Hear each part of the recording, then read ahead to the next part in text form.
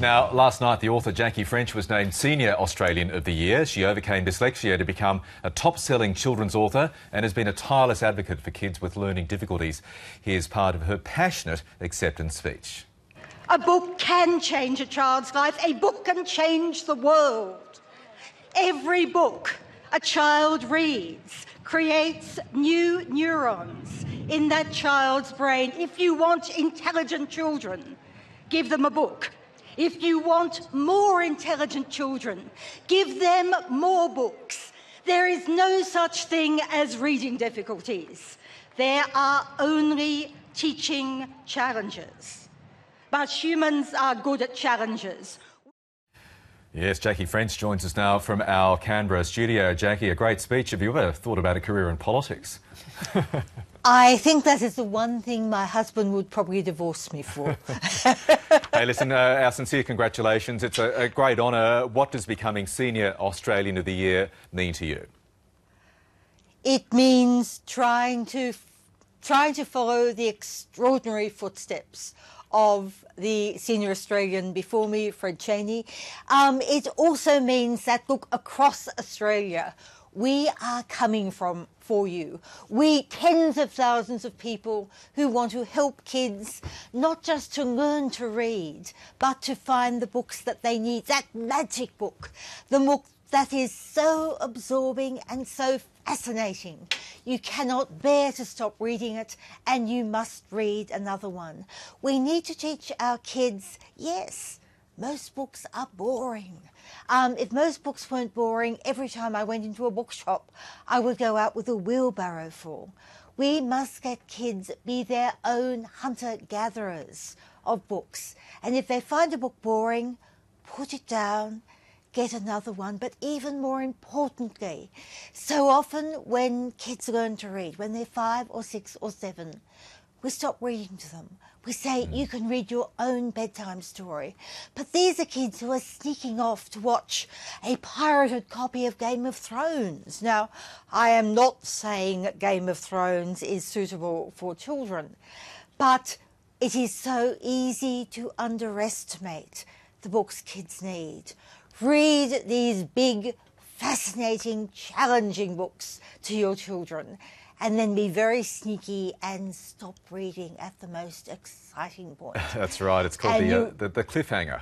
Exactly. And I bet you'll come back half an hour later and they will have worked so hard at getting back into that universe, Jackie, that they don't want to leave. You mentioned the immense competition for children's eyeballs at the moment. You know, everything digital does seem more glittering, more attractive to so many kids, especially young children.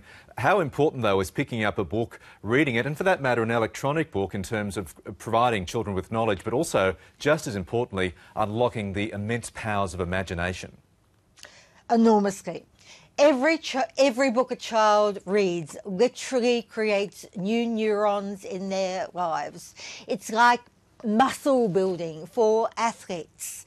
Quite literally, children become more intelligent. If you want more intelligent children, give them more books. But even more importantly, humans are not born with empathy.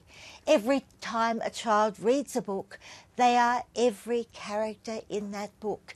If we want, in this very, very divided world, to understand each other, to be able to face challenges together, books are the way that we can be that person.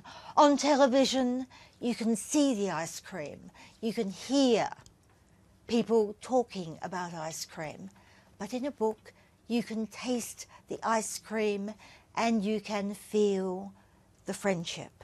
A book is probably the most powerful thing you can ever give a child, but only that magic book. That's right. The one that they will not find boring. You've been honoured as the author of so many children's books, some fantastic books over the years. Our children have enjoyed your work immensely over their childhoods, but also your work with children with learning disabilities, and you've received the honour for that as well. And it has some poignancy as well, because you, starting out as a child, had immense learning difficulties yourself.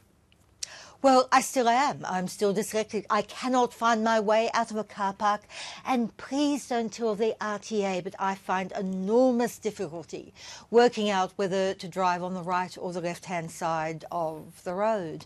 But 100 years ago, this mattered. You needed a lovely, neat copper plate writing to get an office job. These days, computers can write neatly for you. Computers can correct your spelling for you. But computers cannot create. They can't daydream. They can't come up with a vision of what Australia will be like in one of the children we speak to today when they become Prime Minister. And that is what is important. Your ideas.